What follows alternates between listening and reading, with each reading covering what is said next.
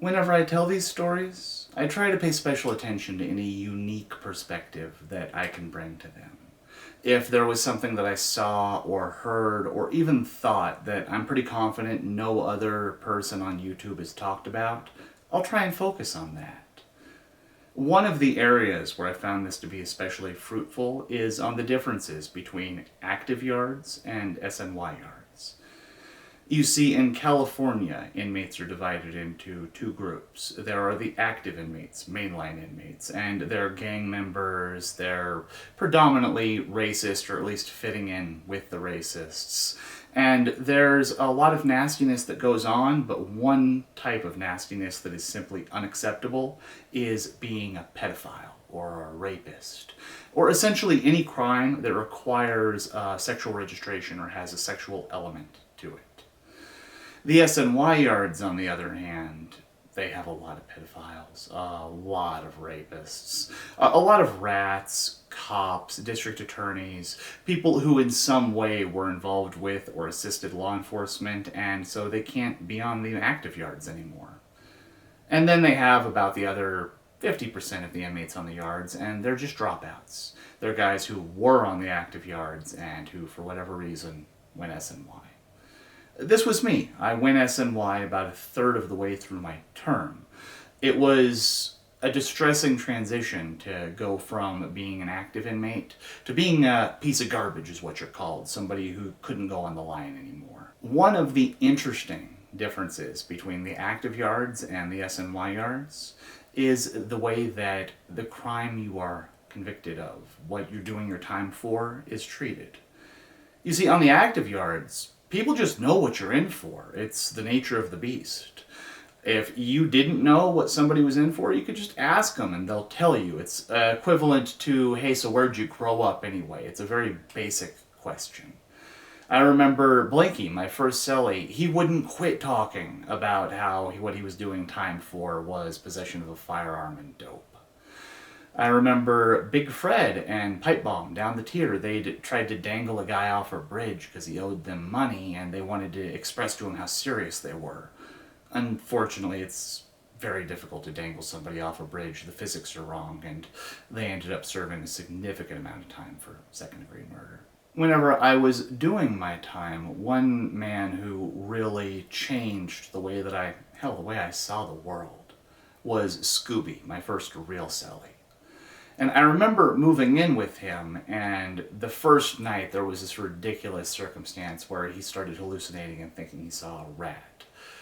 Somewhere around this time, I guess maybe a little later in the evening, I know he and I showed our paperwork to each other. It's done on the main line. You show somebody the paperwork right whenever you meet them, pretty much. It's like a handshake. You see, your paperwork, it's your abstract of judgment, ideally, but it's any small set of your criminal stuff which says clearly what you're in prison for. The actual penal code's violated, not just a synopsis.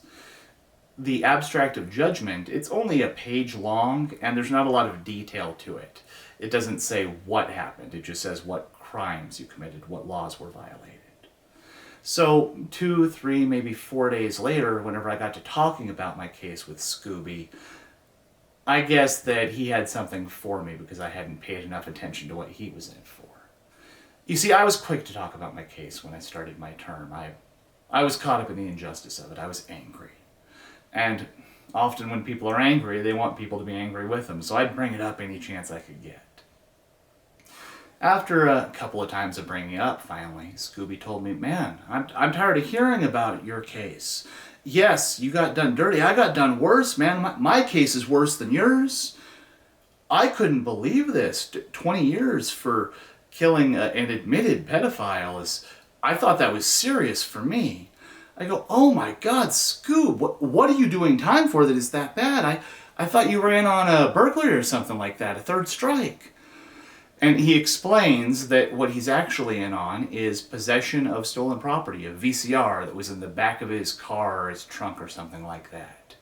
And that because of the nature of the crime, it was able to be a third strike, and he got struck out on it. I couldn't believe it. I got up off my bed and I told him, I'm going to get through my stuff right now. I have some law firm addresses. I've been trying to find somebody to do my appeals pro bono. dude, there has to be somebody that will take this. This is a miscarriage of justice. The Innocence Project. I know they mostly do DNA, but we'll contact them. They'll help you, man. We'll get you out.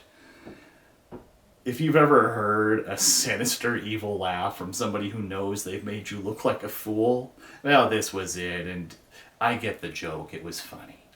You see, he was playing it up. He was not a victim of circumstance. He hadn't been wronged by the system.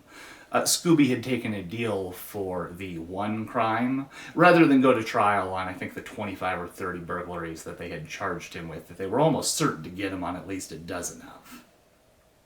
The district attorney had explained to him that since it was early in the days of 3 strikes, he'd rather Scooby just pled to something and went to prison. And since it was just burglary, it was non-violent, he was going to give him the softest strike he could, so that whenever he went to board, he'd be able to point out that he hadn't really done anything that wrong, and hopefully he'd be out real early. I remember thinking whenever Scooby told me this story, it was a clever move, which didn't surprise me. And I had to wonder if he was actually going to make it out in his first board. Well, I have a good news, bad news here, because Scooby's first board, as it turns out, was about 4 years ago, and he got a 3-year denial, and then last year he got another 3-year denial. He's still in prison, which, that's the bad news, and it's too bad. The good news, and I know this because I've heard from him, I got a letter from him, he's been clean for 13 years.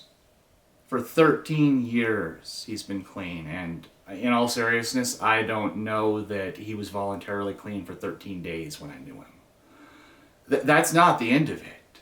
He got his GED. He got his associate's degree with an emphasis in American Studies, and he's finishing up his paralegal certification. He had thought that I was a member from the Mindful Kindness Foundation whenever I first wrote him. They're apparently a charity that sets up meditation programs in prisons, and he was trying to convince them to come to the prison that he was at. This is incredible. I remember him helping me get situated, maybe honestly saving my life. I called him my big brother, and I meant it, whenever I started my term. And out here, all these years later, he's still locked up, and he's been doing so good for so long, and you better believe there's going to be a video in the very near future. How can we help Scooby get ready for board? How do we get Scooby out of prison? Ripple effect. It's just incredible that he helped me and I get to help him back. My wife pointed out, this is the 100th video that I've shot. I don't usually worry about those things, if we're being honest. She takes care of pretty much everything but me talking at the camera.